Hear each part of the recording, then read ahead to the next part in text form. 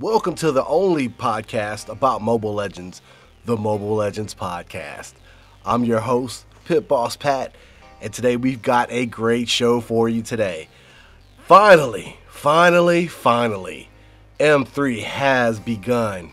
M3 is upon us, and if you're not a fan, well, I hate to tell you, you're not a fan. M3, World Championships in Mobile Legends. Let's get to it. Alright, for day one, we have Blacklist International securing the top slot in the brackets with a 3-0 score.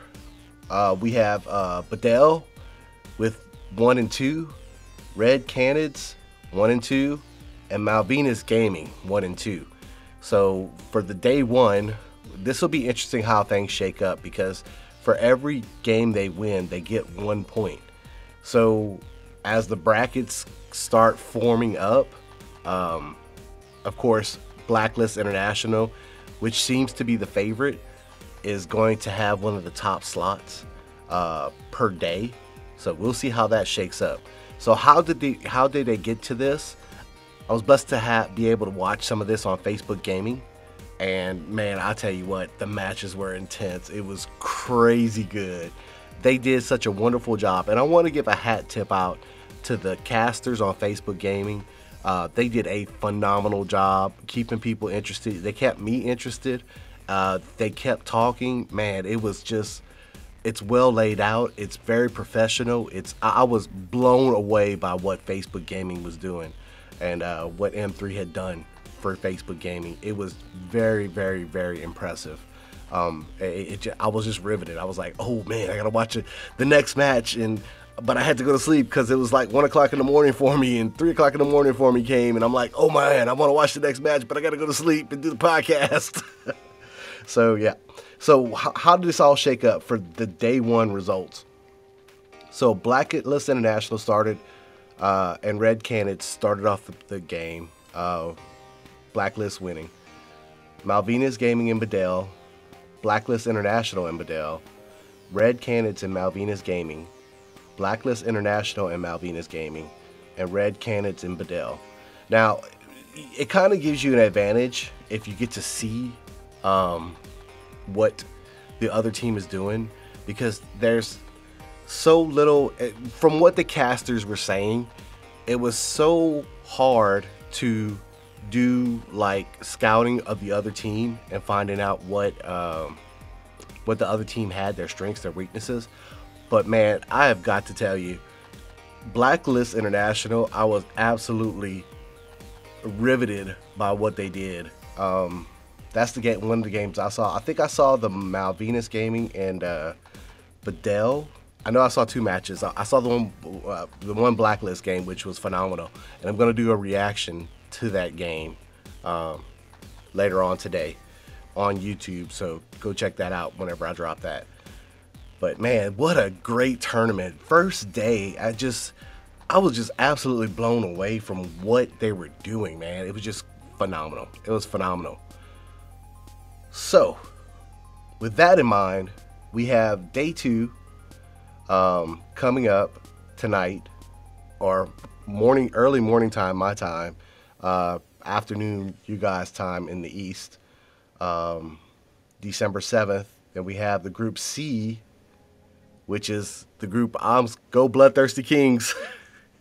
Group C will be December 8th, and Group D will be December 9th. And the playoffs will be the 11th through the 18th, and then the grand finale will be December 19th, which happens to be my birthday. So happy birthday to me. I don't know if I'll stay up that late to watch some of the action, but I'm going to try. So if you're looking to find out where to watch the Mobile Legends Esports M3 Tournament World Championship, you can go to Mobile Legends Esports. It's at ML Esports, okay, on Facebook. They're doing a phenomenal job casting this tournament. It's just it was mind-blowing. So here's the page, ML Esports on Facebook, facebook.com/ML Esports. And I've got to tell you, the coverage that these guys are doing, probably one of the best coverages of a sport, or I'm gonna compare it to American football. I mean, it's just that good. They did a great job, but they did a great job, ML Esports, of covering everything, going live. There was no disruptions. Now, I will say this, and this is my experience with Facebook gaming, is some of their bit rate, and they do have a little bit of a lag when it comes to their broadcasting, and I wish they would fix that. Kind of part of the decline of Facebook gaming itself. But that's for another topic for another day. But what M3 did and what Facebook gaming did was absolutely phenomenal. I could not be more impressed with what they did and how they just, it was just clean. It was beautiful. Like I said, I was floored. So this is where you see this, watch the tournament, and this is Group B. It'll come on. You can get a reminder. You can set your calendar up. They have the cinematic M3 trailer up on their website to remind you, and you can get reminders from Facebook that this is going to happen. And man, just I'm gonna give you a clap. Give them a clap, because I'm gonna tell you what, if you're a fan, this thing is for you. They totally did this. This is totally for the fans, and I'm appreciative, and I'm thankful that I'm part of this this community, because they really did a good job. I'm very, very, very happy. Moving on to the news. Now, Mobile Legends Bang Bang just put this up about 5 hours ago on their website, on Mobile Legends, the page. So this is to register for the North American Community Tournament. Now, I want to say why this is so important, okay, for North American players. Mobile Legends has been out since 2016, okay? The pro scene in Southeast Asia is phenomenal, you know, and we need a scene like that. We have a Valorant scene, I believe, CSGO, all the first-person shooters, but we don't have mobile gaming, and mobile gaming has not quite reached its potential, and I hope that with this podcast I can help it reach this potential. But that's why this Mobile Legends community, North America community tournament is so important. You can click the link to sign up. Christmas is approaching and registration for the North American Community Tournament Xmas season begins. 64 teams will be accepted in a standard tournament bracket setting. You can sign up. Registration is from 12/6 to 12/16. All participants must join the tournament Discord. And then the schedule is, sign up date is on 12/6 through 12/16. The qualifier is 12/17 through 12/19. And the final stage is 12/22 to 12/26. What can you win? Well, you can win $12,900 plus $4,000 plus 470,000 diamonds. Are you kidding me? But you must be in North America. It's the Christmas tournament. This is why this is important. We need support in North America for these games, for this game to grow. Mobile gaming is absolutely exploding, and all these dinosaurs with their computer games and maybe even PlayStation or consoles, but mainly the computer games, they're going extinct. Everybody has a phone in their hand. Everybody has this little computer that has more computing power than the original moon satellite moon flight to the moon. You know, this is big. This is, I can't even express how big this is. So if you have a team and you're ready to go, please, in North America, sign up for this tournament, because this is the tournament that's going to put us on the map in North America.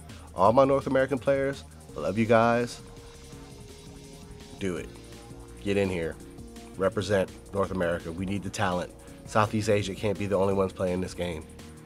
South America's on it, but we need more Mobile Legends players, more pros, more positive influence. Yeah, more. Just more North America. This week's Creators Corner is none other than Hororo-chan.